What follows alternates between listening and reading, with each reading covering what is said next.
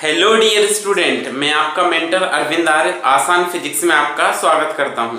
आज हम फिर से स्टार्ट करते हैं एक नया लेक्चर जिसमें हम आगे पढ़ेंगे चार्ज डिस्ट्रीब्यूशन के बाद। तो जिस सारे बच्चे जो भी लाइव चैट में आ चुके हैं वो कमेंट्स करके बताएं, और आप जिनने भी आसान फिजिक्स को सब्सक्राइब नहीं किया है तो फटाफट से वो सब्सक्राइब का बटन हिट करें। आज हम स्टार्ट करते हैं, बिना टाइम वेस्ट करे स्टार्ट करते हैं। देखिए, पिछले लेक्चर में हमने जो पढ़ा था वो क्या पढ़ा था, चार्ज डिस्ट्रीब्यूशन पढ़ा था। और चार्ज डिस्ट्रीब्यूशन में क्या पढ़ा था कि charge distribution is of three types. आवेश, सतत आवेश वितरण के बारे में पढ़ा था। और सतत आवेश वितरण में हमने क्या पढ़ा था कि ये तीन प्रकार का होता है। पहला पढ़ा था रेखीय आवेश, दूसरा पढ़ा था पृष्ठीय आवेश, और तीसरा पढ़ा था आयतन आवेश वितरण।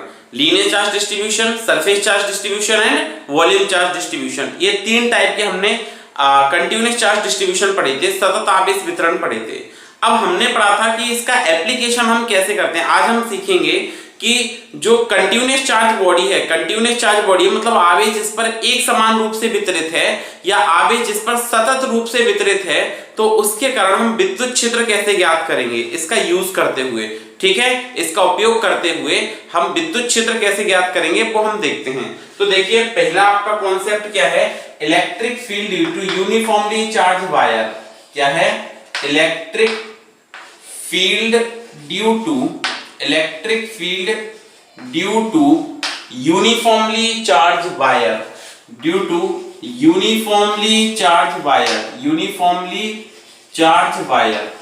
ठीक है। एक समान रूप से आवेशित चालक तार के कारण, यूनिफॉर्मली चार्ज वायर, एक समान रूप से आवेशित तार के कारण विद्युत क्षेत्र बताना है।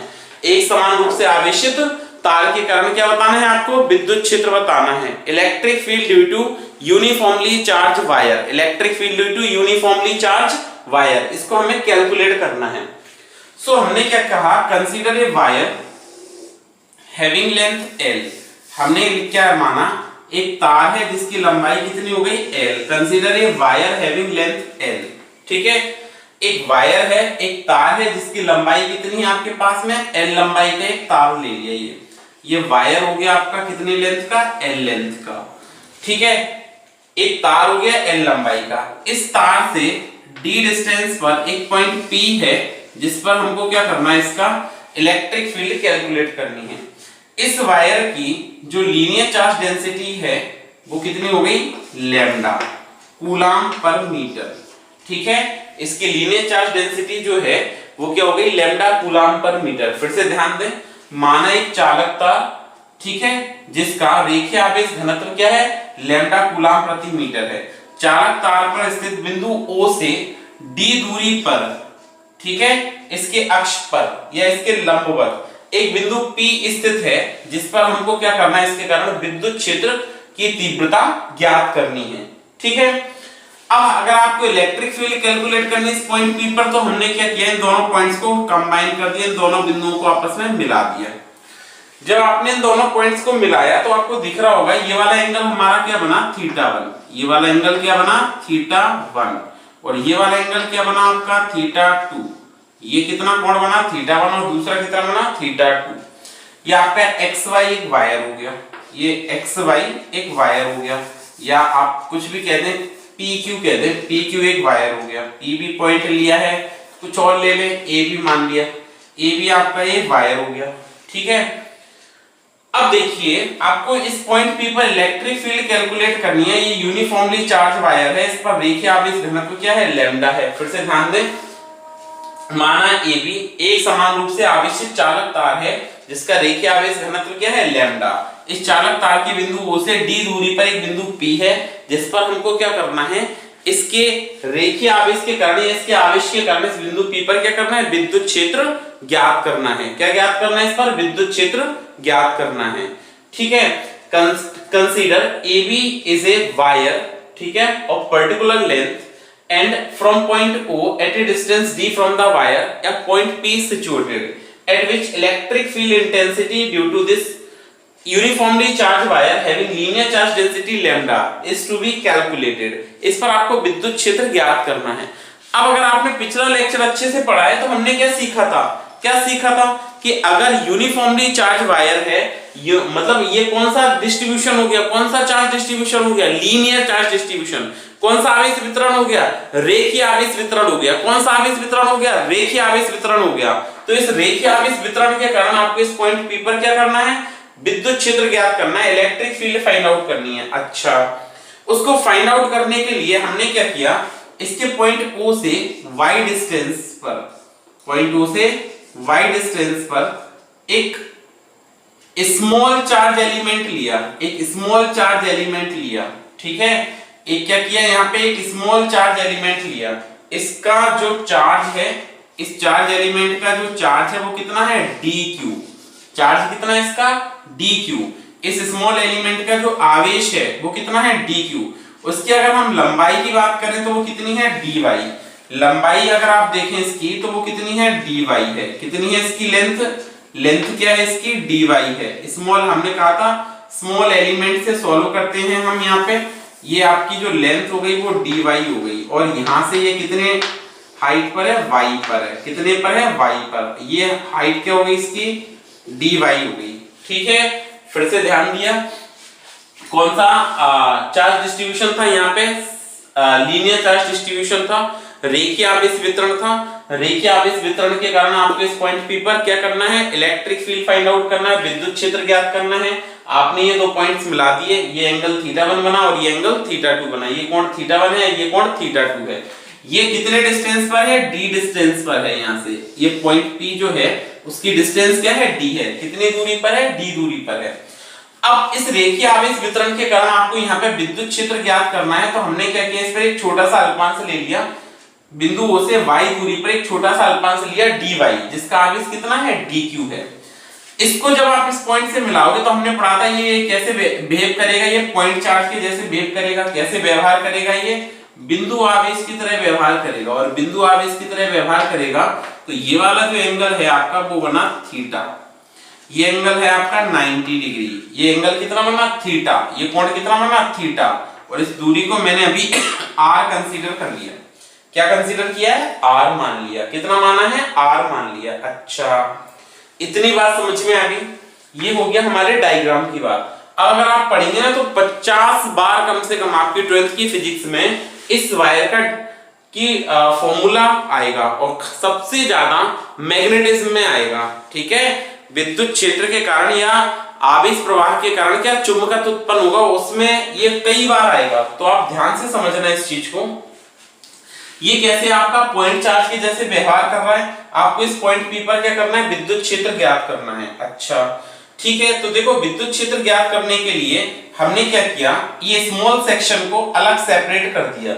या आप अगर ये पॉइंट चार्ज के जैसे बिहेव करता है तो हम क्या कहेंगे, अल्पांश आवेश dq के कारण, ठीक है, बिंदु P पर विद्युत क्षेत्र की तीव्रता क्या लिखें आप, electric field due to electric field intensity, electric field intensity at point P, electric field intensity at point P due to charge, due to small charge element, due to small charge element, small charge element dy।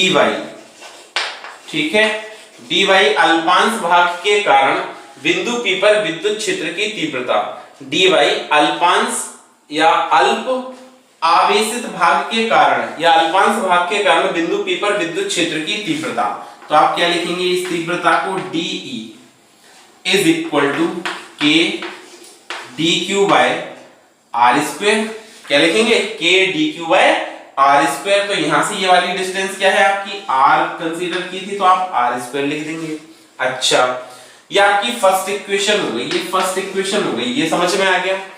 अब चालक तार का रेखीय आवेश घनत्व, तो linear charge density of linear charge density of linear charge density of charge wire ठीक है, आवेशित तार का रेखीय आवेश घनत्व linear charge density of charge wire.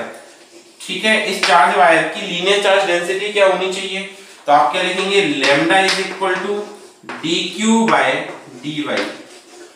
क्या होता है, हमने पढ़ा था ना पुराना lecture, charge per unit length, आवेश प्रति एकांक लंबाई पर आवेश की मात्रा। तो इसका जो स्मॉल एलिमेंट की ये जो लेंथ है वो क्या है आपके पास, dy है। ये चार्ज कितना हो गया, dq हो गया। तो आपका यहां से dq की वैल्यू क्या बनी, dq की वैल्यू क्या बनी, लैम्डा dy। dq की वैल्यू क्या बनी, लैम्डा dy। ये समझ में आ गया, dq की वैल्यू आपकी क्या रही, लैम्डा dy। अच्छा, अब देखिए इस सेक्शन को मैंने अगर कट किया तो ये आपका पोर्शन इतना रह गया। इस पोर्शन को हमने अलग कर दिया, इस सेक्शन को, इतने भाग को अलग कर दिया। ये डिस्टेंस आपकी कितनी हो गई, d, ये y हो गई, ये y हो गई, ये आपका चार्ज एलिमेंट है। इस पॉइंट पर आपको क्या करना है, इलेक्ट्रिक फील्ड फाइंड आउट करनी है, ठीक है, इस पॉइंट पर। तो ये एंगल कितना बना आपका, थीटा। कितना बना, थीटा। ये 90 डिग्री है, ठीक है। अब ध्यान दीजिए, इसमें अगर मैं पाइथागोरस थ्योरम लगाता हूं, ये y है और ये कितना है, d है। तो अगर मैं इसमें क्या करता हूं, पाइथागोरस थ्योरम का यूज करता हूं, तो जो r का मान है पाइथागोरस थ्योरम में लगाता हूं, तो जो r की वैल्यू है वो क्या बननी चाहिए, यहां से रूट में क्या बननी चाहिए, d² प्लस y²। ये बननी चाहिए, r की वैल्यू क्या होगी, रूट में d² प्लस y² पाइथागोरस प्रमेय से, पाइथागोरस थ्योरम से, ठीक है। एक चीज, दूसरी बात ये है कि हमने पढ़ा है कि अगर ये पॉजिटिवली चार्ज है, ये चार्ज डिस्ट्रीब्यूशन है, तो विद्युत क्षेत्र की तीव्रता कैसे जाएगी, इससे दूर की ओर। कैसे जाएगी, दूर की ओर, ऐसे जाएगी दूर की ओर। और कितनी होगी, DE, ये दूर की ओर जाएगी। और कितनी जाएगी, DE। अगर ये DE जाएगी तो ये एंगल थीटा, तो ये वाला एंगल क्या बनेगा आपका, थीटा बनेगा। ये भी एंगल क्या बनेगा, थीटा। क्यों, शीर्षाभिमुख कोण है। कैसे कोण है, शीर्षाभिमुख कोण है, वर्टिकली अपोजिट एंगल है। कैसे एंगल है, वर्टिकली अपोजिट एंगल है। अब आपने इसके दो कंपोनेंट बनाए, इसके दो घटक बनाए, ठीक है, इस प्रकार से इसके दो घटक बने। ये इलेक्ट्रिक फील्ड का कौन सा कंपोनेंट बनेगा, इस वायर के कैसे, ये परपेंडिकुलर है, तो आप इसको कौन सा कंपोनेंट कहोगे, परपेंडिकुलर। कौन सा कहोगे, लंबवत घटक। और ये ई परपेंडिकुलर क्या बनेगा, DE cos थीटा। क्या बनेगा, DE cos थीटा। जिसके साथ एंगल बनता है वो cos कंपोनेंट, और जिसके साथ नहीं बनता वो कौन सा, साइन। तो ये क्या बनेगा, E पैरेलल। ये समांतर है ना तार के, कैसे है, तार के समांतर है। तो इस E पैरेलल की वैल्यू क्या आएगी, ये आएगी DE sin थीटा। क्या आएगी, DE sin थीटा। ये बात समझ में आ गई। फिर से मैं समझाता हूं, ध्यान दें जरा एक बार, फिर से अच्छे से ध्यान दें। क्या बताया आपको, AB एक चालक तार है जिस पर प्लस आवेश एक समान रूप से वितरित है, और इसका रेखीय आवेश घनत्व क्या हो गया, लैम्डा हो गया। माना AB एक चालक तार है जिस पर प्लस आवेश प्लस Q आवेश एक समान रूप से वितरित है, और इसका रेखीय आवेश घनत्व क्या है, लैम्डा है। अच्छा, इस चालक तार पर स्थित किसी बिंदु O से D दूरी पर एक बिंदु P स्थित है, जिस पर हमको क्या करना है, विद्युत क्षेत्र की तीव्रता ज्ञात करनी है। इस बिंदु P पर विद्युत क्षेत्र की तीव्रता ज्ञात करने के लिए आपने क्या किया, ये दोनों पॉइंट्स मिला दिए। ये एंगल θ1 बना और नीचे वाला θ2 बन गया। अच्छा, अब हमने ऐसा पढ़ा था कि जब चार्ज यूनिफॉर्मली डिस्ट्रीब्यूटेड हो, सतत आवेश वितरण हो, तो हम क्या करते हैं, विद्युत क्षेत्र की तीव्रता ज्ञात करने के लिए उस पर कोई एक छोटा सा अल्पांश भाग ले लेते हैं। अब अगर रेखीय आवेश वितरण हो रहा है तो लीनियर भाग आएगा, पृष्ठीय आवेश वितरण हो रहा है तो एक छोटी सी पृष्ठ का अलग कर लेंगे, और आयतन आवेश वितरण है तो एक छोटा सा आयतन अल्पांश ले लेंगे, ठीक है। सो हमने यहाँ पे क्या किया, dy पॉइंट O से y डिस्टेंस पर dy एक अल्पांश भाग ले लिया जिसका आवेश कितना है, dq है, और इसको बिंदु P से मिला दिया, ठीक है, बिंदु P से ज्वाइन करवा दिया, और ये कंसीडर किया कि ये दूरी कितनी हो गई, कितनी हो गई, r। क्या कहा, consider AB is an charge element when plus q charge is given to it. AB is a wire, when plus q charge is given to it, then it will be uniformly distributed over its length, having linear charge density lambda coulomb per meter. A point O is situated on the surface of wire, and from point O at a distance d a point P is situated, at which electric field intensity is to be determined. So to calculate the electric field intensity in linear charge distribution, we have to take a small charge element having charge dq and length dy. सो इस centre O sorry इस point O से y distance पर एक small element लिया dy, जिसका charge कितना है dq है। अब हमने पढ़ा था कि ये जो चार्ज एलिमेंट है वो पॉइंट चार्ज के जैसे बिहेव करेगा। ये जो आवेश अल्पांश है, ये अल्पांश भाग लिया, ये बिंदु आवेश की तरह व्यवहार करेगा। सो इस पॉइंट P पर इस चार्ज एलिमेंट के कारण इलेक्ट्रिक फील्ड चाहिए आपको, तो ये बनी dE बराबर k dq by r square. But ये इसका एक कंपोनेंट आएगा, ये क्या है, ये इलेक्ट्रिक फील्ड इतनी होनी चाहिए थी, लेकिन यहाँ पे एंगल बन रहा है तो हमको कंपोनेंट लेना पड़ेगा, इसका घटक लेना पड़ेगा, क्योंकि इस पॉइंट P के डायरेक्शन में होता ये तो सिंपली आंसर हो जाता। लेकिन ये क्या कर रहा है, इससे एक एंगल बना रहा है, और एंगल बना रहा है तो इसका कंपोनेंट आएगा। लेकिन अगर ये एंगल ना बनाता तो इस पॉइंट चार्ज के कारण इलेक्ट्रिक फील्ड कितनी होनी चाहिए थी, k dq by r square. ठीक है, electric field intensity at point P due to small charge element. ठीक है, या electric field intensity at point P due to charge element लिखें, due to charge element. Point P पर किसी भी charge element के कारण इतना इलेक्ट्रिक फील्ड होना चाहिए था। ठीक है, dy ना लिखें क्योंकि dy एंगल बना रहा है यहाँ पे। Due to charge element, electric field intensity at point P due to charge element, इस किसी भी चार्ज एलिमेंट के लिए इतना होना चाहिए। अब इसका हमने लीनियर चार्ज डेंसिटी कैलकुलेट करनी है, तो रेखीय आवेश घनत्व कितना आएगा, लैम्डा बराबर dq बाय dy, क्योंकि लेंथ कितनी है dy है। आपने इसका इधर मल्टीप्लाई किया तो आवेश चार्ज कितना आ गया, लैम्डा dy। अच्छा, अब ये जो सेक्शन है ये पॉइंट चार्ज के जैसे बिहेव कर रहा था, ये हमने सेपरेट कर लिया, और ये डिस्टेंस कितनी हो गई y, ये d, और ये क्या है r। अब r है तो इसको हमने कैसे कंसीडर किया, r is equal to root में d square plus y square, ऐसे लिख सकते हैं। नहीं लिखना है तो कोई बात नहीं, आप इसको सिंपली r ही लिखा रहने दें, हम बाद में रिजॉल्व कर लेंगे इसको। ठीक है, हमने क्या लिखा है, इसको सिंपली r लिख दिया। इतना समझ आ गया। अच्छा, अब आपने यहाँ पे दो कंपोनेंट पढ़े कि ये तो लंबवत घटक आएगा एक, और एक कैसा आएगा, समांतर घटक आएगा। एक तो इसके लंबवत विद्युत क्षेत्र उत्पन्न होगा, और एक इस चालक तार के कैसे होगा, समांतर होगा। ठीक है, इसके दो कंपोनेंट आएंगे। अब दो कंपोनेंट आएंगे तो देखो हमने ये बनाना है तो देखो ये dq का मान समीकरण 1 में रखने पर, यहाँ पे क्या लिखा, dq का मान समीकरण 1 में रखने पर put value of dq in equation 1। अगर आप फर्स्ट इक्वेशन में dq की वैल्यू रख देते हैं तो ये क्या बनेगा, de equal to k, dq को क्या लिखेंगे, lambda dy divided by lambda dy divided by r square, lambda dy upon r square. अच्छा, अब आपको ये dE की वैल्यू कैलकुलेट कर ली। अब दो कंपोनेंट की बात करें तो एक तो आपका क्या है, परपेंडिकुलर कंपोनेंट है, और दूसरा कौन सा है, पैरेलल कंपोनेंट है।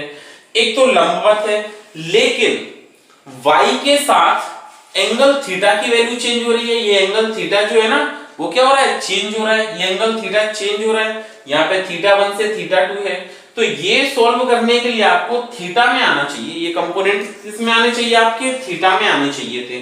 ठीक है, अब अगर ये कंपोनेंट आपको थीटा में लाने तो देखो हम कैसे सॉल्व करेंगे आगे, ध्यान दें। इनको हमने क्या करना है, क्योंकि थीटा के साथ वेरिएशन हो रहा है ना, वेरिएशन किसके साथ हो रहा है, वेरी किसके साथ कर रहे हैं, इस एंगल के साथ। यहाँ पे θ1 से θ2, तो ये वेरिएशन एंगल के साथ हो रहा है, इसलिए ये कंपोनेंट भी एंगल में आने चाहिए, थीटा में आने चाहिए थे। अगर ये कंपोनेंट आप थीटा में लाएंगे तभी सॉल्व कर सकते हैं।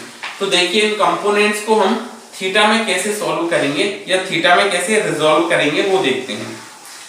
थीटा में रिजॉल्व करने के लिए बड़ा ही सिंपल तरीका है, आसान तरीका है। हमने इनको थीटा में रिजॉल्व करना है, तो कैसे करेंगे रिजॉल्व वो देखिए। एक एक कंपोनेंट की बात करेंगे हम, पैरेलल कंपोनेंट की बात करेंगे या परपेंडिकुलर कंपोनेंट की बात करेंगे, या तो समांतर घटक की बात करेंगे या लंबवत घटकों की बात करेंगे। एक एक लेके दोनों को सॉल्व कर देंगे, या तो समांतर घटक सॉल्व करते हैं या लंबवत घटक हल करते हैं। तो देखिए हम जब इसको सॉल्व करने जाएंगे तो आपको एक तो किसकी वैल्यू चाहिए, dy की, और एक किसकी वैल्यू चाहिए, r की। तो देखो हमने क्या किया, यहाँ पे एक राइट एंगल ट्राइंगल लिया, कोई भी इसको नाम दे दिया, P पॉइंट हो गया ये आपका, ये O है ही, इसको हमने Q नाम दे दिया, Q दे दिया। तो देखो राइट एंगल ट्राइंगल POQ में समकोण, in right angle triangle POQ, in right angle triangle right angle triangle P O Q. किस किस को हटाना है आपको इसमें? एक तो dy को एलिमिनेट करना है, अच्छा, और एक r को एलिमिनेट करना है। r को एलिमिनेट करने के लिए हमने ये पढ़ा, ये एंगल कितना बन रहा है? थीटा। तो आप सूत्र क्या लिखेंगे, फॉर्मूला क्या लिखेंगे? tan theta is equal to, tan theta का फॉर्मूला बताओ क्या होता है? परपेंडिकुलर अपॉन बेस, लंब बटे आधार, तो y upon d, y upon d। तो y की वैल्यू क्या आ गई? y equal to d tan theta, y equal to d tan theta. अच्छा, y की वैल्यू d tan थीटा आपने सॉल्व की, तो देखिए इसका दोनों तरफ हमने आंशिक अवकलन किया, पार्शियल डिफरेंशिएशन किया, इसके दोनों तरफ क्या किया आपने? पार्शियल डिफरेंशियल किया, आंशिक अवकलन किया, तो y का आंशिक अवकलन क्या हो जाएगा? dy। d डिस्टेंस में कोई वेरिएशन नहीं है, ये y छोटे छोटे पार्ट्स में आप सॉल्व कर दोगे तो एंगल चेंज हो जाएगा। तो देखो dy is equal to d, tan theta का डिफरेंशियल क्या होता है? sec स्क्वायर थीटा, और थीटा का क्या होगा? d theta. अब ये डिफरेंशिएशन आना चाहिए आपको थोड़ा सा, क्या है? dy की वैल्यू हमने क्या कैलकुलेट कर ली? dy equal to d sec square theta d theta, ठीक है, dy की वैल्यू आ गई, ठीक है। फिर अगेन हमने यही ट्रायंगल लिया, अगेन फिर से इसी त्रिभुज को हल करना है हमको। अगेन आपने एक तो dy को एलिमिनेट कर दिया थीटा के रिस्पेक्ट में, एक किसको चाहिए? r को चाहिए। अब r चाहिए तो हमने क्या फॉर्मूला पढ़ा है? cos theta is equal to, क्या होता है cos थीटा का फॉर्मूला? बेस अपॉन हाइपोटेन्यूज, आधार बटे कर्ण। तो थीटा के सामने परपेंडिकुलर आधार कितना हो गया? d। d को आप हटा नहीं सकते क्योंकि d डिस्टेंस पे तो चाहिए, तो d perpendicular upon sorry base upon hypotenuse. तो आपकी r की वैल्यू जो होगी यहां से, r की वैल्यू होगी वो क्या आएगी? r equal to d upon cos theta. तो आपका r क्या आ जाएगा? d sec theta. r क्या आ जाएगा? d sec theta. ये समझ में आ गया? r क्या आ जाएगा? d sec theta. हमने इसको कोई भी नाम दे दिया a, इक्वेशन नंबर a, ठीक है, आप 1 2 3 दे दें। तो ये r इनकी वैल्यूज कैलकुलेट कर ली। Now put the value of dy and r in equation a। Put value of r and dy. Put value of r and dy in equation a. In equation a, r और dy की value a equation में रख रहे हैं हम। जैसे आप a equation में रखोगे तो ये बनेगा de इक्वल टू, फर्स्ट ही नाम दे दो, फर्स्ट हो गया, ठीक है, इन इक्वेशन फर्स्ट। अब आप ये वैल्यू पुट करें तो de equal to k lambda, dy की वैल्यू क्या है आपके पास में? d sec स्क्वायर थीटा, ठीक है, और डिवाइडेड बाय r की वैल्यू क्या है? d sec थीटा का whole square, d sec theta का होल स्क्वायर। ये समझ आया? क्या आ गया आपका? d sec थीटा का होल स्क्वायर। फिर से सुने, हमने क्या किया था? इस स्मॉल एलिमेंट के कारण इलेक्ट्रिक फील्ड कैलकुलेट करनी है जनरल पॉइंट पर, किसी पॉइंट P पर, तो क्या आता है? d equal to k dq by r square. ये फॉर्मूला होना चाहिए, k dq by r square. dq को हमने क्या लिखा? लैम्डा dl, लैम्डा dl लिख दिया, सॉरी लैम्डा dy लिख दिया, क्योंकि डिस्टेंस हमने क्या ली है यहाँ पे? dy ली है, तो k lambda dy upon r square. अब आपने इसमें क्या करना है? तो dy वेरिएशन कर रहा है, क्योंकि आप ये यहां ले लेंगे तो ये थीटा चेंज होगा, और एक ये r डिस्टेंस है, ये वाली डिस्टेंस थोड़ी कम होगी, ये और ज्यादा हो जाएगी, ऊपर और ज्यादा हो जाएगी, तो एक इसको चेंज करना है। तो आपने क्या किया? इसके लिए एक हमने राइट एंगल ट्रायंगल लिया, ये वाला सेक्शन लिया। अगर इसको पॉइंट चार्ज मान ले, हम इसको बिंदु आवेश मान ले, तो हमने पढ़ा विद्युत क्षेत्र की तीव्रता सदिश राशि है, धनावेश के कारण दिशा आवेश से बाहर की ओर या दूर की ओर, बाहर की ओर या दूर की ओर, तो ये अवे फ्रॉम द चार्ज चली जाएगी, दूर की तरफ चली गई। अब ये एंगल थीटा बन रहा था, ये एंगल थीटा, तो शीर्षाभिमुख कोण से ये भी थीटा, ये थीटा है, तो वर्टिकली अपोजिट एंगल से ये थीटा बन जाएगा। अब यहाँ पे DE के दो कंपोनेंट बना सकते हो, एक तो तार की लंबाई के लंबवत आएगा, ये तार रखा है ना, ये लंबाई के कैसे जाएगा? लंबवत जाएगा, तो perpendicular component DE cos theta, क्योंकि हमने पढ़ा है जिसके साथ एंगल थीटा बनता है वो कंपोनेंट क्या होता है? cos कंपोनेंट होता है, और जिसके साथ एंगल थीटा नहीं बनता वो sin कंपोनेंट होता है, और ये तार की लेंथ के लंबाई के कैसे? समांतर है, ठीक है। अच्छा, तो आपने फिर इसके बाद ये कैलकुलेट करने के बाद ये ट्रायंगल लिया, ट्राइंगल लिया, ये समकोण त्रिभुज लिया, राइट एंगल ट्राइंगल लिया, POQ tan theta equal to क्या होता है परपेंडिकुलर अपॉन बेस, तो परपेंडिकुलर y हो गया, बेस d हो गया। आपको y एलिमिनेट करना था, इसका इधर मल्टीप्लाई किया, इसका दोनों साइड क्या किया हमने आंशिक अवकलन किया, पार्शियल डिफरेंशिएट किया। पार्शियल डिफरेंशियल करोगे तो dy equal to dy, y का क्या हो जाएगा dy, d tan थीटा का sec स्क्वायर थीटा और थीटा का d थीटा हो जाएगा। अगेन अब हम आगे इसकी बात करें फिर से, तो हमने ये एंगल लिया cos थीटा क्या होता है परपेंडिकुलर बेस अपॉन हाइपोटेन्यूज, आधार बटे कर्ण। थीटा के सामने वाली साइड परपेंडिकुलर है तो आधार कितना हो जाएगा आपका d अपॉन r, r को इधर भेजा, cos थीटा को अपॉन में लिखा, ये 1 अपॉन cos थीटा क्या होता है sec थीटा। इसकी वैल्यू यहां रख दी k लैम्डा, dy की वैल्यू क्या आई आपके पास d sec स्क्वायर थीटा, और r की वैल्यू क्या आई आपके पास d sec थीटा का स्क्वायर। ये समझ आ गया? अच्छा, अगर ये समझ गए आप तो इसके बाद देखिए कोई ऐसी प्रॉब्लम वाली बात नहीं है, सिंपली हम इसको सॉल्व कर सकते हैं। आपको बस एक सिंपल इक्वेशन और देखनी पड़ेगी यहां से कि आपको 2 कंपोनेंट्स और सॉल्व करने पड़ सकते हैं। तो देखिए क्या बना, ये क्या बना सॉल्व करने पर, ये बना DE equal to k lambda d sec square theta, k lambda d sec square theta divided by d square sec square theta. क्या बना d square sec square theta, sorry ये क्या लिखा आपने k लैम्डा और ये d sec square theta, d theta भी आएगा साथ में d थीटा। अब आप इसको क्या करें सॉल्व कर दें। सॉल्व करने के लिए आपने क्या किया, एक sec स्क्वायर थीटा से sec स्क्वायर थीटा कैंसिल हो गया, एक d से d कैंसिल हो गया, तो आपका जो DE आया है वो कितना आया है k लैम्डा, क्या है k लैम्डा, और ये आपका कैंसिल हो गया k lambda d theta upon d, क्या आया k lambda d theta divided by d। ये आपका DE की वैल्यू आ गई, किसकी वैल्यू आ गई DE की वैल्यू आ गई। इसको हमने कह दिया इक्वेशन नंबर 2, क्या कह दिया समीकरण नंबर 2। अब आपको यहां से 2 कंपोनेंट सॉल्व करने, एक तो परपेंडिकुलर सॉल्व करना और एक पैरेलल सॉल्व करना। तो देखिए आपको ये हमने DE की वैल्यू कैलकुलेट की k lambda upon d, k lambda d theta by d। अब आपको इसमें 2 कंपोनेंट कैलकुलेट करने, 2 घटक ज्ञात करने, एक तो परपेंडिकुलर और एक पैरेलल, एक लंबवत और एक समांतर, 2 कंपोनेंट कैलकुलेट करने हैं। इसके कारण, इस रॉड के कारण, ये यूनिफॉर्मली चार्ज वायर के कारण प्रोड्यूस इलेक्ट्रिक फील्ड के, इस यूनिफॉर्मली चार्ज वायर के कारण प्रोड्यूस इलेक्ट्रिक फील्ड के कितने कंपोनेंट हैं 2 कंपोनेंट हैं। सो हम बात करते हैं कि जो परपेंडिकुलर कंपोनेंट है E परपेंडिकुलर, वो कितना है DE cos थीटा, ये कितना है DE cos थीटा। हमने क्या किया यहाँ पे DE का मान समीकरण 2 से रख दिया, put value of DE from equation 2, put value of DE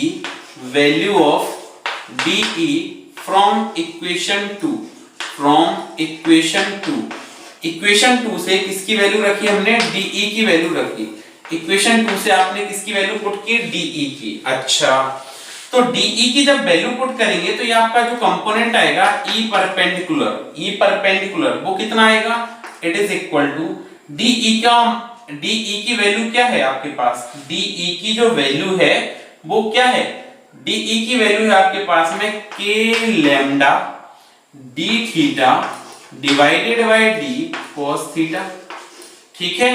और आप इसको इंटीग्रेट करके फाइनल आंसर आप इसका कैलकुलेट कर सकते हैं।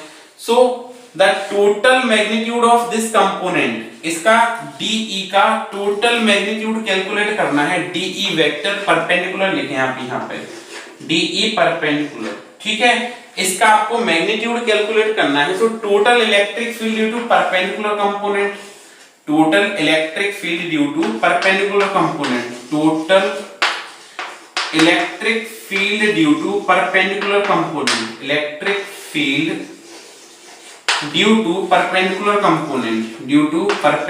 कंपोनेंट, लंबवत घटक के कारण कुल विद्युत क्षेत्र कितना होगा, लंबवत घटक के कारण क्या करना है, कुल विद्युत क्षेत्र कैलकुलेट करना है। तो E perpendicular equal to integration of DE perpendicular, ठीक है, इंटीग्रेशन ऑफ DE परपेंडिकुलर। अब यहाँ पर देखो ये वेरिएशन हो रहा है थीटा 1 से थीटा 2, तो आप यहाँ पे लिमिट लगाएं, माइनस थीटा 2 से थीटा 1, माइनस थीटा 2 से थीटा 1।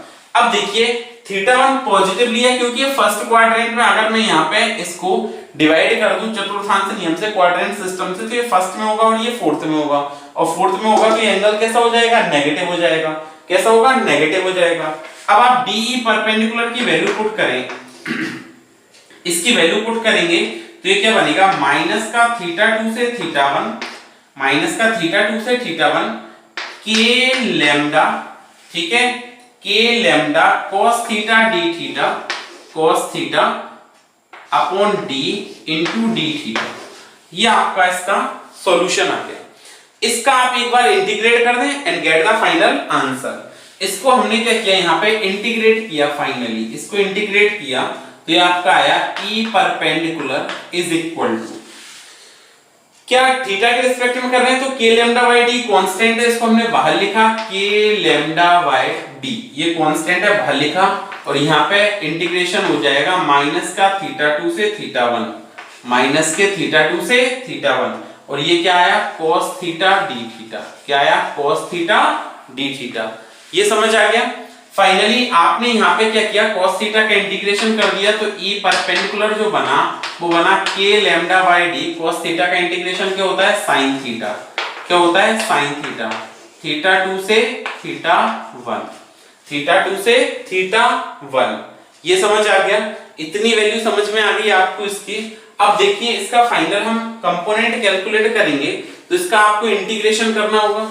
इंटीग्रेशन जब आप करेंगे इसका तो ये देखिए क्या आएगा, ध्यान दें, इसका फाइनली इंटीग्रेट करेंगे हम तो फाइनल इंटीग्रेशन करने पर आपकी क्या वैल्यू आएगी, यहाँ पे ध्यान दें। तो हमने इसका जब इंटीग्रेशन किया तो फाइनली ये वैल्यू जो बनी वो k लैम्डा sin थीटा, तो वैल्यू पुट करेंगे तो E perpendicular equal to k lambda upon d, और लिमिट पुट करते हैं, अपर लिमिट तो sin theta 1, sin theta 1 minus lower limit तो माइनस sin माइनस थीटा 2। अब sin माइनस थीटा माइनस का sin थीटा होता है तो ये प्लस हो जाएगा, तो आपका ये जो कंपोनेंट आया E परपेंडिकुलर वो क्या आया, k लैम्डा अपॉन d, और ये क्या बन गया, sin theta 1 plus sin theta 2, sin theta 1 plus sin theta 2। ये आपका परपेंडिकुलर कंपोनेंट आ गया। कौन सा कंपोनेंट आ गया, लंबवत घटक आ गया। कौन सा घटक आ गया, इसका लंबवत घटक आ गया। ये समझ में आ गया। ये हमने कौन सा लंबवत घटक कैलकुलेट कर लिया, परपेंडिकुलर कंपोनेंट कैलकुलेट कर लिया। अब हमको दूसरा कंपोनेंट चाहिए, क्या है perpendicular component, k lambda by d, क्या है k lambda by d sin theta 1 plus sin theta 2। अब हम पैरेलल कंपोनेंट की बात करते हैं, इसके समांतर घटक की बात करते हैं।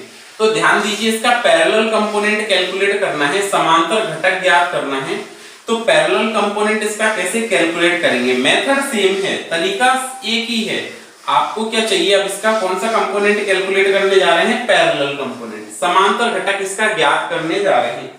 जब आप यहाँ पे इसके समांतर घटक की बात करेंगे तो जिस तरह से हमने परपेंडिकुलर कंपोनेंट को फाइंड आउट किया है, ठीक उसी मेथड से हम किसको फाइंड आउट करेंगे, पैरेलल कंपोनेंट को भी फाइंड आउट कर सकते हैं। पैरेलल या समांतर घटक को भी उसी मेथड से हम क्या कर सकते हैं, ज्ञात कर सकते हैं या फाइंड कर सकते हैं। तो ध्यान दीजिए कैसे करेंगे इसको। आपका DE पैरेलल की वैल्यू है DE sin थीटा, क्या है समांतर घटक जो है वो क्या है, DE पैरेलल बराबर DE sin थीटा, ठीक है। अब हमने क्या किया, DE का मान समीकरण 2 से रखा, put value of DE from equation 2, तो आपका जो आया DE पैरेलल इक्वल टू क्या बना, k lambda divided by d d theta sin theta, ठीक है। अब फाइनली इसको सॉल्व करके क्या लिख सकते हैं, फाइनली सॉल्व करके क्या लिखेंगे, DE parallel is equal to k lambda sin theta upon d और d थीटा। ये हमने सॉल्व किया। अब ये तो केवल एक कंपोनेंट आया, आपको टोटल इलेक्ट्रिक फील्ड चाहिए पैरेलल घटक के कारण, तो E parallel equal to integration of DE parallel, और एंगल फिर से वही थीटा 2 से थीटा 1। इसकी वैल्यू पुट कर देते हैं, वैल्यू पुट करेंगे तो E parallel equal to integration of minus का थीटा 2 से थीटा 1 और पैरेलल की वैल्यू क्या है, k lambda sine theta upon D D theta, ये आ गया। अब अगर आप थीटा के रिस्पेक्ट में कर रहे हैं तो ये पूरा कांस्टेंट है, और कांस्टेंट है तो इसको हम बाहर लिख सकते हैं। तो आपका क्या आया, E parallel is equal to integration of minus theta 2 से थीटा 1, और यहां पर आपका ये कंपोनेंट कांस्टेंट थे, ये वैल्यू कांस्टेंट थी, तो उसको पहले बाहर लिखें। क्या, k लैम्डा बाई डी, ये कांस्टेंट है। क्या, k lambda by D constant है, तो आपने यहाँ पे क्या लिखा, माइनस थीटा 2 से थीटा 1, और यहाँ पे क्या बना, साइन थीटा डी थीटा। अब आप साइन थीटा का इंटीग्रेशन करें तो क्या होता है, minus cos theta. Sine theta का इंटीग्रेशन क्या होता है, माइनस कॉस थीटा। तो आपका जो E पैरेलल आया वो क्या आया, k lambda divided by D, sine theta को हमने लिखा माइनस का कॉस थीटा और माइनस का थीटा 2 से थीटा 1। वैल्यू पुट करते हैं तो पैरेलल जो कंपोनेंट आता है वो आता है k lambda by D, limit put करें तो minus upper limit cos theta 1, ठीक है, cos थीटा 1, या आप ऐसे कर लें, इस माइनस को कॉमनली ले लें, माइनस को बाहर निकाल दिया तो आपका आया upper limit minus lower limit, lower क्या लिखेंगे, cos माइनस का थीटा 2, cos माइनस का थीटा 2, ये आ जाएगा। ओके, अब देखिए फाइनली क्या बना, E parallel equal to k lambda by D, k lambda by D, ये माइनस का टर्म हो गया। cos माइनस थीटा क्या होता है, cos theta, cos minus theta क्या होता है, cos theta, cos minus theta पढ़े हैं, cos थीटा, तो ये cos थीटा होता है, तो आपका ये बना माइनस, ये माइनस cos थीटा 1।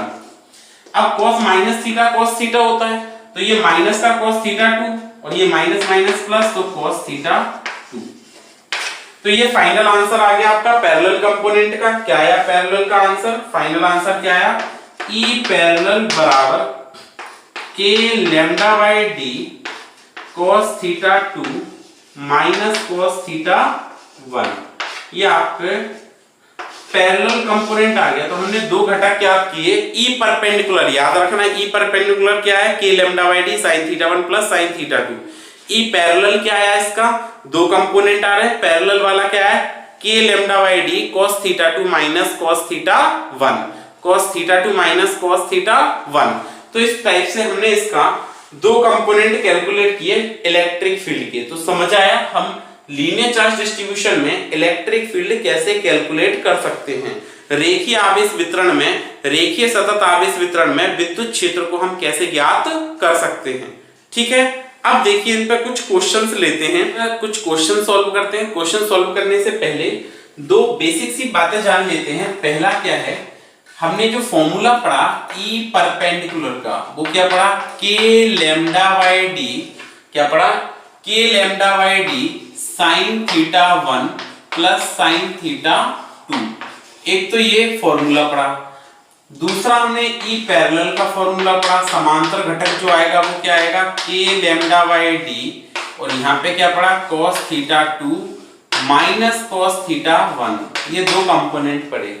अब ध्यान रखिए, आपको जो चार्ज वायर गिवन था, it is infinitely long towards one side. एक ओर से वो कैसा हो, अनंत लंबाई का हो। एक ओर से कैसा हो वो वायर, अनंत लंबाई का हो। This is a point P को d डिस्टेंस पर है। ठीक है, एक तरफ से इनफाइनाइट लेंथ का वायर है। ठीक है, infinitely long towards only one side, एक तरफ से वो अनंत लंबाई का है। तो इस पॉइंट से आपको d डिस्टेंस पर ये O पॉइंट हो गया। तो ये एंगल मैं पूछूं कितना बना, 0 डिग्री। ये वाला एंगल कितना बना, 90 डिग्री। जब अनंत इनफाइनाइटली लॉन्ग हो तो वो 90 डिग्री बनेगा। आप कहेंगे कैसे, तो देखो ये मैं कहूं ये वाला एंगल, तो आप कहेंगे स्मॉल एंगल है थीटा 1। फिर मैं कहूं ये वाला एंगल और ज्यादा बढ़ गया। फिर ऐसे ऐसे आप इनफाइनाइट तक जाएंगे तो ये एंगल इंक्रीज होता जाएगा, और इनफाइनाइट पर हम एंगल को कितना कंसीडर करते हैं, 90 डिग्री। ठीक है, सो आपका यहाँ पर in this condition theta 1 is equal to 90 degree and theta 2 equal to 0 degree. Theta 1 equal to 90 degree and theta 2 equal to 0 degree. कब है, when wire is infinitely long towards one side. जब कोई तार अनंत लंबाई का है, कैसे, एक ओर से, एक ओर से कैसा है वो, इनफाइनाइटली लॉन्ग है, एक तरफ से कैसा है, अनंत लंबाई का है। केवल एक ओर से, ठीक है। तो देखो क्या होगा यहाँ पे कि आप जो परपेंडिकुलर कंपोनेंट कैलकुलेट करोगे ई परपेंडिकुलर, वो क्या आएगा k lambda by d sin theta one क्या आ गया sin 90, कितना है sin 90, और थीटा 2 कितना है प्लस sin 0, और sin 0 की वैल्यू आपने पढ़ी है क्या होती है 0, और अगर sin 0 की वैल्यू 0 है तो sin 90 कितना होता है 1, 1 प्लस 0 कितना आया 1 आया। तो इस कंडीशन में परपेंडिकुलर जो आएगा वो क्या आएगा k लैम्डा बाय d, क्या आएगा k लैम्डा बाय d। तो पैरेलल की बात और कर लेते हैं, ई पैरेलल क्या आएगा वो आएगा k लैम्डा बाय d, ठीक है। थीटा 2 कितना है 0 है, तो आपने क्या लिखा cos 0 degree minus cos theta 1 क्या है 90 डिग्री है। cos 90 की वैल्यू क्या होती है 0, और cos 0 की वैल्यू क्या होती है 1। ऐसा करेंगे तो फिर से पैरेलल कंपोनेंट भी कितना आ जाएगा k लैम्डा बाय d, क्या आ जाएगा k लैम्डा बाय d। मतलब whenever the wire is infinitely long only towards one side, जब कोई चालक तार जिस पर एक समान रूप से आवेश वितरित है वो केवल एक ओर से अनंत लंबाई का है, तो जो परपेंडिकुलर कंपोनेंट आएगा वही पैरेलल कंपोनेंट आएगा, जो लंबवत घटक होगा वही उसके समांतर घटक होगा। ये समझ आ गया। फिर देखो अगर आपसे कहें कि if this wire is infinitely long towards both the side, अगर ये दोनों तरफ से अनंत लंबाई का है, ये जो तार है वो क्या है दोनों ओर से कैसा है अनंत लंबाई का है, और अगर ये दोनों ओर से अनंत लंबाई का हुआ, दोनों ओर से कितने कैसा हुआ अनंत लंबाई का हुआ, तो थीटा 1 कितना बना 90, थीटा 2 भी कितना बना 90, थीटा 1 90 है और थीटा 2 भी क्या है 90 है। तब आप सॉल्व करेंगे तो कुछ अलग ही बात होगी। देखिए क्या आएगा, थीटा 1 90 हो गया आपके पास में, और थीटा 2 भी कितना हो गया 90 हो गया। अगर थीटा 1 और थीटा 2 दोनों 90 डिग्री आते हैं तो हम यहाँ पे वैल्यू जब पुट करेंगे तो ये आपका चेंज हो जाएगा फॉर्मूला थोड़ा। देखिए क्या बनेगा k lambda by d sin 90 plus sin 90, और sin 90 की वैल्यू 1, तो ये 1 प्लस 1 कितना आ जाएगा 2 हो जाएगा। तो परपेंडिकुलर कंपोनेंट क्या बना इस कंडीशन में 2k लैम्डा बाय d, क्या बना 2k lambda by d। If wire is infinitely long both the side, दोनों ओर से अनंत लंबाई का है, तो क्या बनेगा E perpendicular 2k lambda by d। तो आप ई पैरेलल की बात कर लें, एक बार समांतर घटक की बात कर लें तो क्या है k lambda by d cos theta 2 मतलब cos 90 माइनस cos 90, और cos 90 की वैल्यू क्या होती है 0, तो 0 माइनस 0 0 हो गया, तो पैरेलल क्या आ गया 0 आ गया, समांतर क्या आ गया 0 आ गया। ये समझ आ गया। तो इस टाइप से हम इसकी दो बेसिक कंडीशन को जानते हैं, दो इसकी बेसिक स्थितियां या दो मूल स्थितियों को हम समझ सकते हैं, ठीक है। अब देखिए इस पर देखते हैं पहला एग्जांपल, फर्स्ट क्वेश्चन देखते हैं। देखिए फर्स्ट क्वेश्चन क्या कहता है कि आपने क्या किया है, ऐसे वायर लिए हैं, कंडक्टिंग वायर लिए हैं जिन पर linear charge density distribution given है, ठीक है। आपको क्या करना है, उसके सेंटर पर इलेक्ट्रिक फील्ड इंटेंसिटी कैलकुलेट करके बतानी है। सेंटर पर क्या करना है, इलेक्ट्रिक फील्ड इंटेंसिटी क्या करनी है, कैलकुलेट करके बतानी है। उसके केंद्र पर विद्युत क्षेत्र की तीव्रता को ज्ञात करके बताना है कि विद्युत क्षेत्र की तीव्रता कितनी उत्पन्न हो सकती है, ठीक है। तो ध्यान दीजिए, इसको हम सॉल्व करते हैं।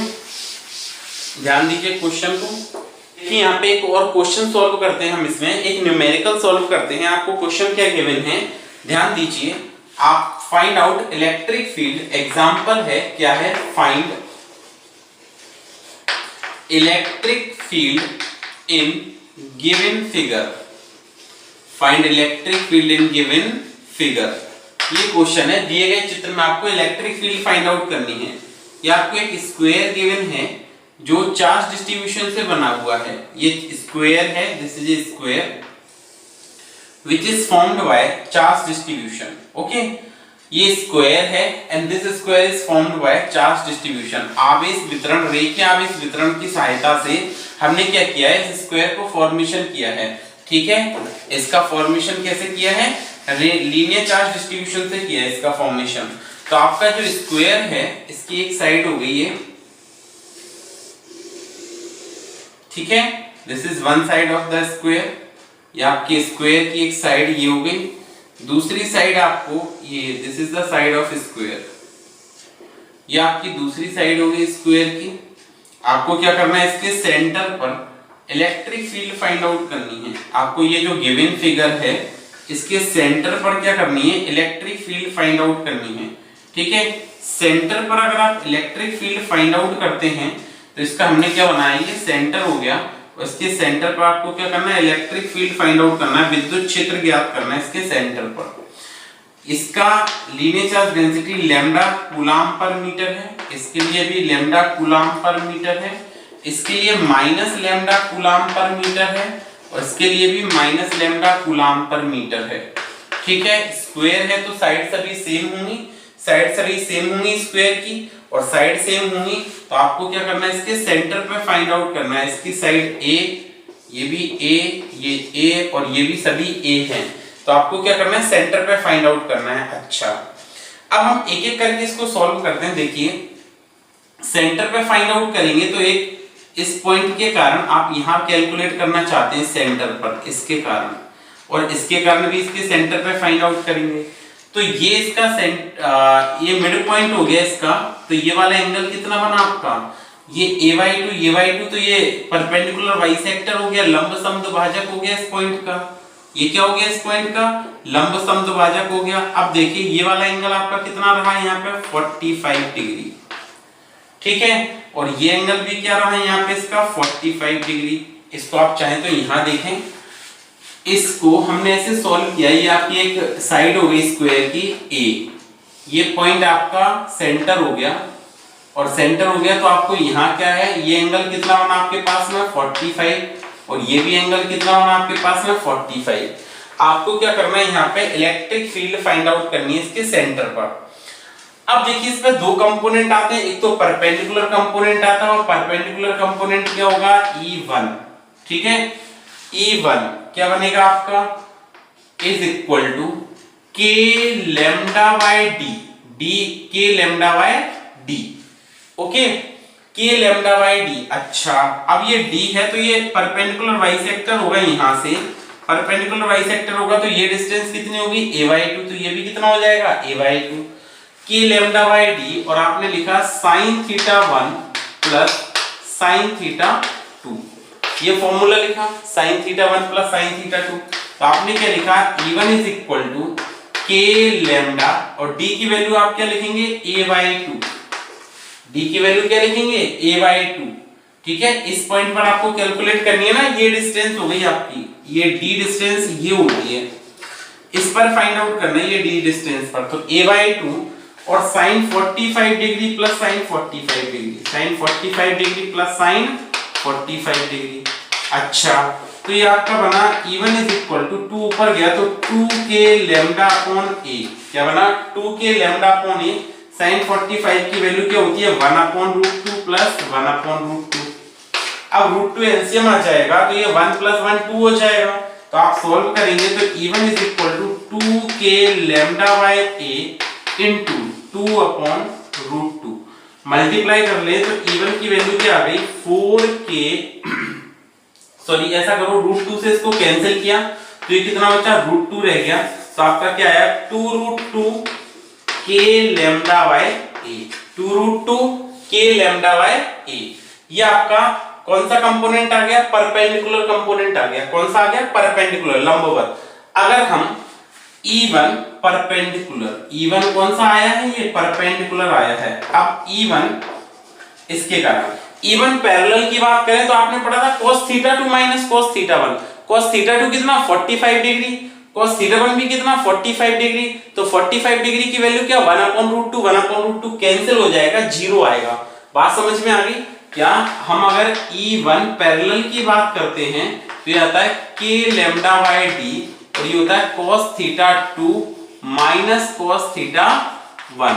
θ2 कितना 45, θ1 कितना 45, कैंसिल हो जाएंगे, दोनों कैंसिल हो जाएंगे तो पैरेलल कंपोनेंट यहाँ पे क्या हुआ, इसका 0 हो गया। केवल एक ही कंपोनेंट आएगा, वो कौन सा आएगा, परपेंडिकुलर आएगा। अच्छा, परपेंडिकुलर कंपोनेंट आएगा। अब एक बात ध्यान दीजिए, आपको सेंटर पे फाइंड आउट करना था नेट फील्ड। कहाँ फाइंड आउट करनी थी, सेंटर पर। जब आपको सेंटर पे फाइंड आउट करना है, नेट फील्ड सेंटर पे फाइंड आउट करना है, तो देखिए ये आपका इसका सेंटर हो गया और सेंटर पर इसको क्या करना है, आपको नेट फील्ड फाइंड आउट करनी है। a/2 डिस्टेंस पर। ये क्या हो गया a/2। तो इस प्लस चार्ज के कारण इलेक्ट्रिक फील्ड कैसे जाएगी, अवे, दूर की तरफ। कैसे जाएगी, दूर की तरफ। तो इसको लिखा मैंने E1। और इस नेगेटिव चार्ज के लिए कैसे जाएगी, टुवर्ड्स द चार्ज। तो इसको हमने क्या लिखा, E1 हो गया। इसको क्या लिखा, टुवर्ड्स द चार्ज जा रही है ना ये, तो ये फर्स्ट, ये सेकंड, ये थर्ड और ये फोर्थ। तो हमने लिखा इसको E3।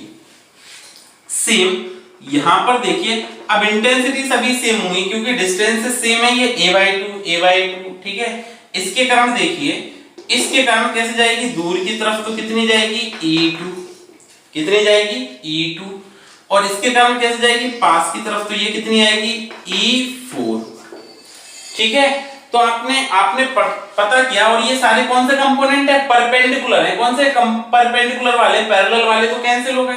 तो आपने क्या लिखा, E1 perpendicular is equal to E2 perpendicular equal to E3 perpendicular equal to E4 perpendicular equal to क्या है, 2√2 k लैम्डा बाय a। उसको मैंने क्या, E कंसीडर किया, सिंपली क्या कंसीडर किया, E। अच्छा, आपने इसको E कंसीडर किया। अब हम इसके आगे जब सॉल्व करेंगे, आपने जब इसको E कंसीडर किया और आप इसके आगे सॉल्व करते हैं तो देखिए क्या आएगा, कैसे सॉल्व होगा इसके बाद। ये ध्यान दीजिए, इसके बाद हम इसको सॉल्व करते हैं तो इसके बाद कैसे सॉल्यूशन होगा इसका, ये ध्यान दीजिए। अब देखिए यहां पर आपने इन दोनों की डायरेक्शन सेम है और इन दोनों की डायरेक्शन सेम है, तो ये क्या हो जाएंगे, ऐड हो जाएंगे। ठीक है, क्या हो जाएंगे, ऐड हो जाएंगे, ये दोनों जुड़ जाएंगे। ठीक है। और जब ये दोनों ऐड हो जाएंगे, ये दोनों जुड़ जाएंगे, तो आप देखिए इसको कैसे लिख सकते हैं, ऐड हो जाएंगे या जुड़ जाएंगे। तो आप देखिए कैसे लिख सकते हैं। आपने पहला कंपोनेंट की वैल्यू क्या लिखी, E1 प्लस E3। इसको मैं अगर लिखूं तो ये आपका आएगा इस डायरेक्शन में। तो E1 प्लस E3 को मैंने ER1 कह दिया और इसको मैंने क्या कह दिया, ER2 कह दिया। अब ER1 की डायरेक्शन में, ER1 किसको कहा, E1 प्लस E3 की, क्योंकि की डायरेक्शन क्या है, इनकी सेम है। तो आपने क्या लिखा, ER1 क्या लिखा है यहाँ पे, ER1 equal to E1 plus E3, sorry E1 plus E3। ये समझ आया। अब आप ER1 की वैल्यू और आगे बढ़ाएंगे तो ये बन जाएगा आपका क्या, E1 कितना था, E1 perpendicular 2√2 k lambda by a plus 2√2 k lambda by a। Add कर देंगे 2√2 और 2√2 ऐड करेंगे तो ये ER1 आएगा, वो कितना आएगा, देखो 2√2 प्लस 2√2 तो ये आ जाएगा 4√2 k लैम्डा बाय a। ये ER1 आ गया। सिमिलरली आप ER2 भी ऐसे लिखेंगे। सिमिलरली ER2 की वैल्यू क्या आएगी आपके पास में, ER2 वो भी क्या आएगी, 4√2 k लैम्डा बाय a। ये ER1 आ गया, ये ER2 आ गया। इन दोनों का रिजल्टेंट इस डायरेक्शन में आएगा, उसको आप कहोगे E नेट। और ये एंगल कितना है, 90 डिग्री है। कितना है, 90 डिग्री है। तो अगर आप यहाँ पे E नेट कैलकुलेट करो और दोनों एंगल 90 डिग्री है तो फॉर्मूला आपने पढ़ा है, क्या आ जाएगा, रूट में ER1 square plus ER2 square, ER1 square plus ER2 square, ये हो जाएगा। अच्छा, अब ER1 square plus ER2 square हो जाएगा और ये दोनों फिर से इक्वल हैं। और इक्वल है तो मैं इनको ऐसे लिख सकता हूं, दोनों इक्वल है तो मैंने लिख दिया 2E स्क्वायर।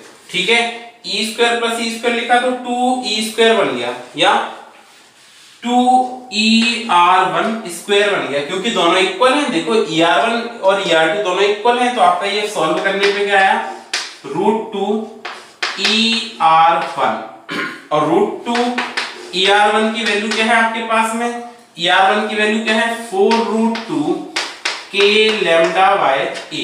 अब आप मल्टीप्लाई करें तो ये √2 से √2 का मल्टीप्लाई होगा तो 2 आएगा, 4 2 जा 8। तो जो नेट इलेक्ट्रिक फील्ड आई है आपकी वो कितनी आई है, 8 k लैम्डा बाय a।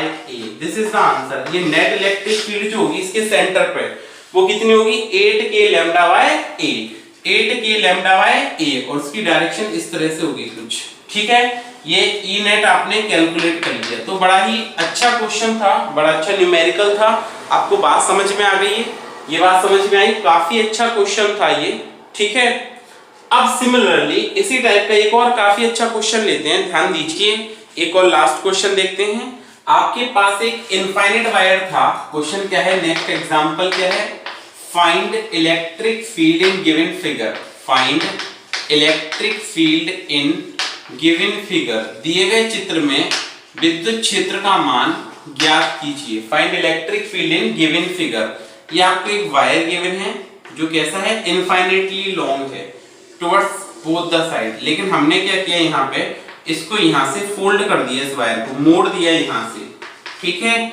तो आपको इस पॉइंट पर इलेक्ट्रिक फील्ड फाइंड आउट करनी है। इस पॉइंट पर ये सेपरेशन जो है, यहाँ से जो दूरी यहाँ है, ये A और ये भी A है।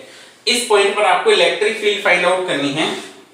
इसकी linear charge density lambda coulomb पर मीटर, उसके लिए भी लैम्डा कूलम पर मीटर, ये गिवन है आपको, ठीक है। अच्छा क्वेश्चन है ये भी। अब देखिए ये वायर, अगर हम इसको ये अलग पार्ट हो गया, ये अलग पार्ट हो गया, तो infinitely long only towards one side कह सकते हैं। जो तार है वो अनंत लंबाई का है, लेकिन कहां, केवल एक ही ओर से। अच्छा, तो एक ही ओर से अनंत लंबाई का, तो इसके कारण जो इलेक्ट्रिक फील्ड होगी, अब सबसे पहले ये देखते हैं कि आपको ये वाली लेंथ, ये इस पॉइंट को ज्वाइन करेगा इससे, ठीक है। तो ये एंगल कितना बना आपका 45, और ये भी एंगल कितना बना आपका 45, ये दोनों एंगल आपके क्या बने 45 45। तो आपका यहाँ पे θ1 कितना आया 90 डिग्री, जो बड़ा एंगल होता है, और θ2 कितना आया आपका, θ2 कितना है, या ऊपर वाले पार्ट से, और θ2 कितना आया आपका, θ2 वाला पोर्शन हो गया, ये एंगल आपका बनेगा 45 और ये भी 45 डिग्री बनेगा, तो ये θ2 वाला पोर्शन कितना आ गया 45 डिग्री हो गया।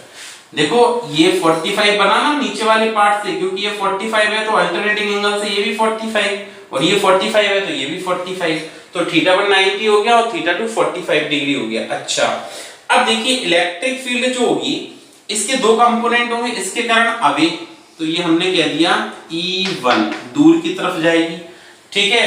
तो ये कौन सा कंपोनेंट होगा, इसका परपेंडिकुलर होगा। अब एक इस तार के पैरेलल भी आना चाहिए, तो ये वाला पैरेलल हो जाएगा इसके, ये कैसे हो जाएगा पैरेलल, तो हमने क्या लिखा E1 डैश, ठीक है।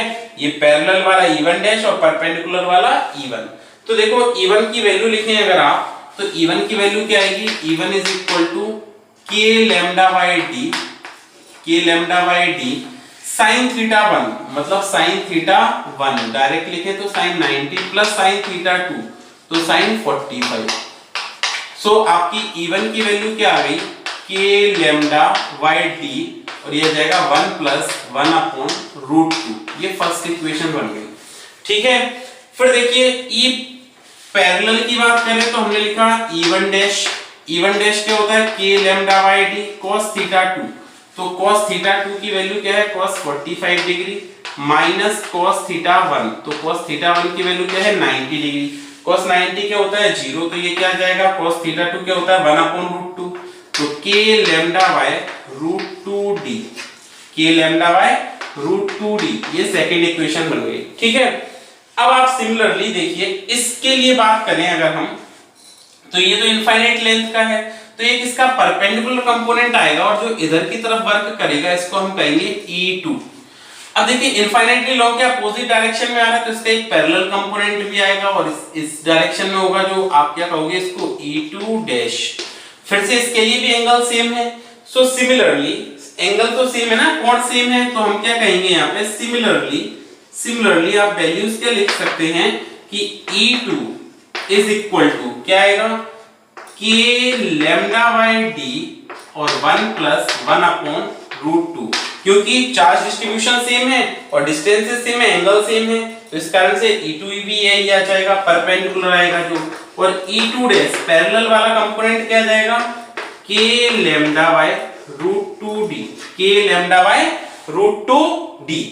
अब देखो यहाँ पर बात करें तो किसकी वैल्यू ज्यादा है, E1 की ज्यादा है और E2 की क्या है कम है, E1 की वैल्यू ज्यादा है E2 की कम है, तो आपको यहाँ पे नेट इलेक्ट्रिक फील्ड कैलकुलेट करें इस पॉइंट P पर, तो E नेट पॉइंट P पर नेट इलेक्ट्रिक फील्ड कैलकुलेट करें तो E नेट क्या करेंगे, E1 minus E2, E1 minus E2 dash, E1 minus E2 dash I cap, ठीक है, प्लस फिर देखो E2 की वैल्यू इधर है तो हम क्या लिखेंगे, E2 माइनस E1 डैश जे कैप, ठीक है।